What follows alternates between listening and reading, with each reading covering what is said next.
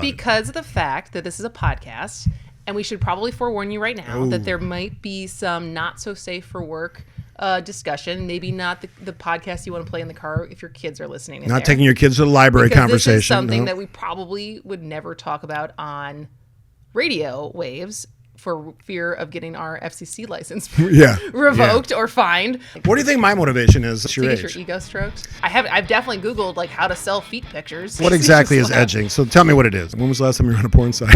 I think that's how some porns start, actually. And that's the stuff that really causes concern. Oh, you're a player, are you?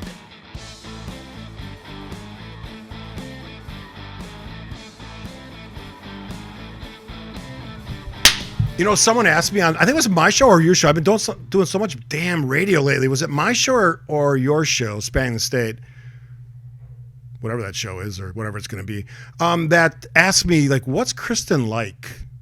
I thought they said, who is Kristin Brey? Or something like that. Some variation. This is two very different questions. No, I was like, what's she like? And I said, well, she's funny. She's got incredible mane of hair. We were just talking about hair before we started. It's like what? Like, what's your thing? Like, what drives you? Like, I want to know this before we get into the meat of this thing. Well, like, what's your motivator every day? Like, I know you're a mom and you're a wife and all that stuff, but what drives you to speak on a microphone? How about that? We'll start with that. What drives you to do this? What? This is a very I want to know. I want to know. I'm asking you a deep question without any forethought because you overthink everything. Let's be honest. I think my motive to inform and entertain people. Wow, was that written down somewhere? Or was that an impromptu answer? That seemed like it was written down. I think that's. Is it on this but I piece feel of like paper? that's basically, if you look at everything that I do, it comes back to through some kind of lens of information, entertainment, performance. Which is more important, information or entertainment? More important, information. Yeah. Accurate information. You know, I'm at the point where I'd say entertainment's more important, to be honest. But that's just me. I do think they're both important as far as like life and like. What do you think my motivation is? I'm like almost twice your age. Your ego stroked? What is with the ego thing? Everybody says I got an ego because I'm speaking my mind. I have an ego. I don't have an ego. I have a very low rent ego. What motivates me is everyone around me seems to be passing away, which is the weird reality of being older. Yeah. It's like, damn, my cousin Mike, 70 years old. Heart attack, dead.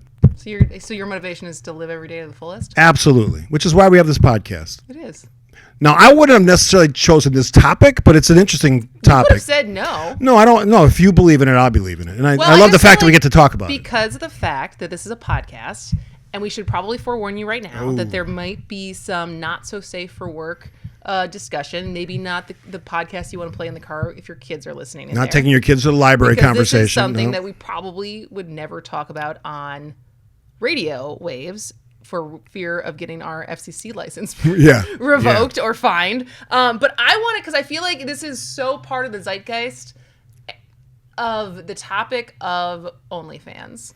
And specifically the topic of OnlyFans and how much money you can make on OnlyFans and the popularity of OnlyFans and OnlyFans, specifically the sexually explicit side of OnlyFans. Because there's musicians who are on there who it's not sexual at all, but it's there's content that you pay for that's like not open to everyone.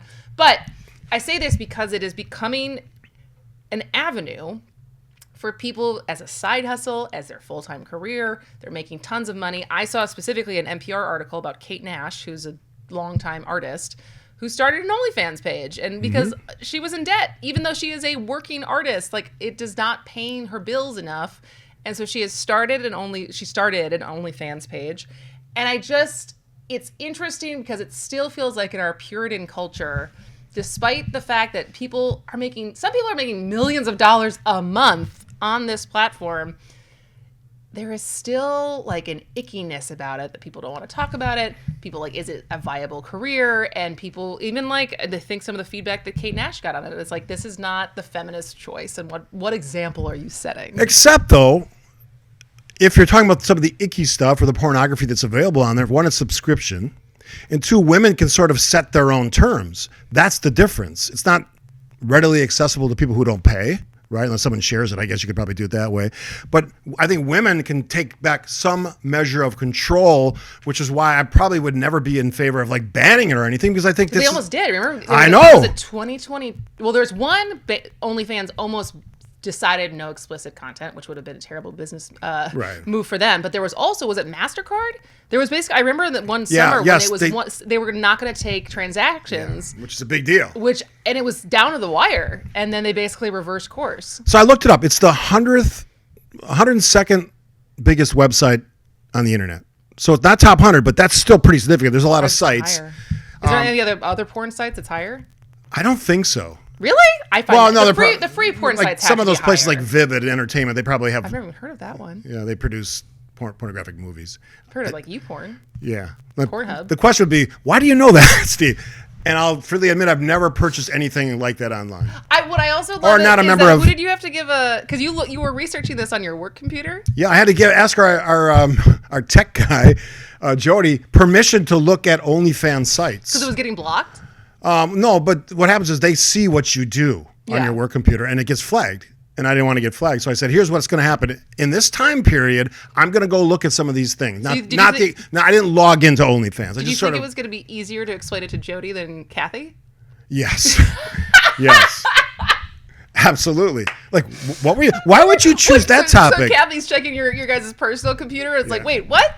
Here's the deal with my wife. I give her my password so she knows. She can readily check whatever I go on. And I don't go on these sites anyway, and I don't utilize them. But I'm also not in favor of saying you can't do that. Yeah. My only line is violence against women. No, can't happen. Yeah. So that should not be allowed anywhere. I don't care what your rationale is. No, that would be my line.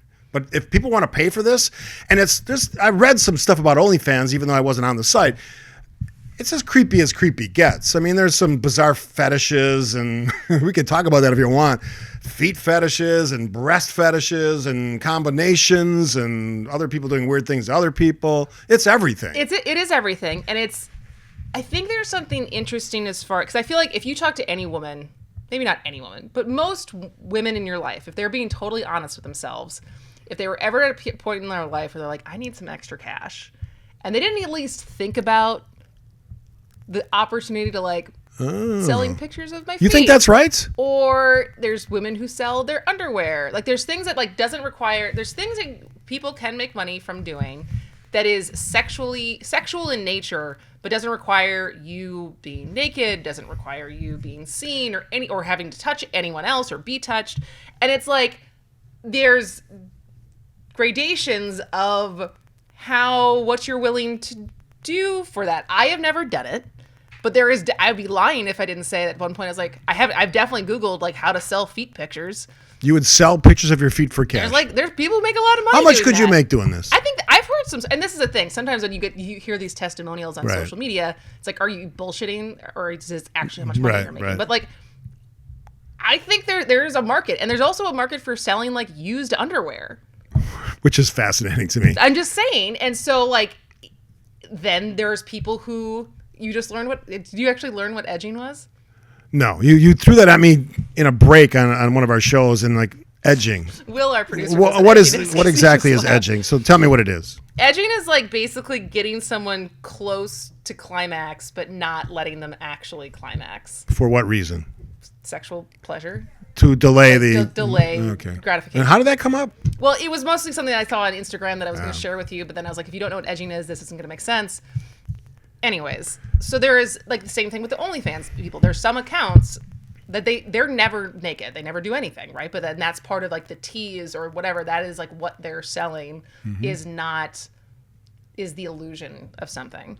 And like, are we okay? Like, are we okay if it's not actual sex? Are we okay if it's clothes? But if is there a line? If it's not binary as far as if there's you can't sell any kind of sexual explicit things without it being some sort of like prostitution. Or if it's not that binary. Well, it's not prostitution. It's not because there's no actual physical contact. Yes. It's still sex work. Yes. I think as defined by people that define sex. Sex work. But I think for me, it's sort of, you remember people used to say, well, who's getting harmed by prostitutes or prostitution? Well, people can get harmed. On this one, I mean, who's getting harmed here? You're paying for the service. They're providing the service. It's, I think, anonymous, right? You're not putting your name. Not, most people don't put it. Some do. I mean, maybe that's a fake name. I don't know because I'm not on the site. Porn name or whatever. Yeah. So who's getting harmed here? And I think it's the same because it's, if you take a step back, it's the same. I think when you think of the porn industry, right? Because the porn industry, there's been actresses and actors who get lots of money, have some agency in it, and then there's some who go through a path that is like they get exploited, they get sex trafficked, like it can be, and like so there's some where there, if you have agency, is anyone, it's all consenting, it's the same thing. Can't you say that no one's actually getting harmed there? Again, the line is violence. Once it crosses that line, then I can't support it, and it should be gone after. I think what surprised me about when I was looking into this, 42% of their market is U.S., almost primarily men. What does that say about America? That's my question. Like, what is it about the United States that we are such heavy consumers of something that's international? And we're not 42% of the world's population, not even close. No. So why the hell are we watching all this stuff? What does that say? It exists in other countries. It's everywhere. Well, China, other than China Russia, has a lot of, Russia and China. China has probably. a lot of restrictions on what website. Can you get it in China? I don't believe so. Can you get it in India? That's a good question because India's got a lot of people. Yeah, that's a great question. I don't know the answer to that. But again, if no one's being hurt and it's a content creation site, we might be on the same side of it. Let's raise our hands out there for in favor of sex. Yes, I think we all are. Yes, absolutely. Even our producer raised his hands on that one. So I mean, we just broke the wall. How about that? First time on the podcast, at the episode 7, we broke the wall. Producer Will doing a fantastic job. All right, so what bothers you about this site and or conversation? What are you concerned with, if anything?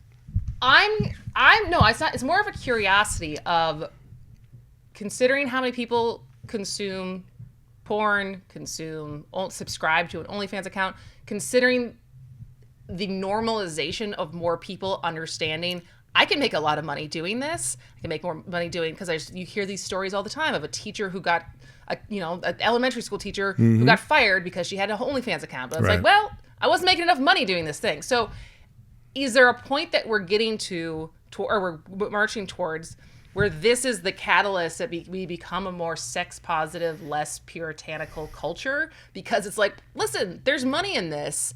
And because I feel like we understand there is money in this, but there's still a cultural judgment that comes with it. And are we ever going to get to the point that the judgment is going to go away? That's my question. Yeah, and that's a great point, because we are in many ways. Because look at Joe Gao.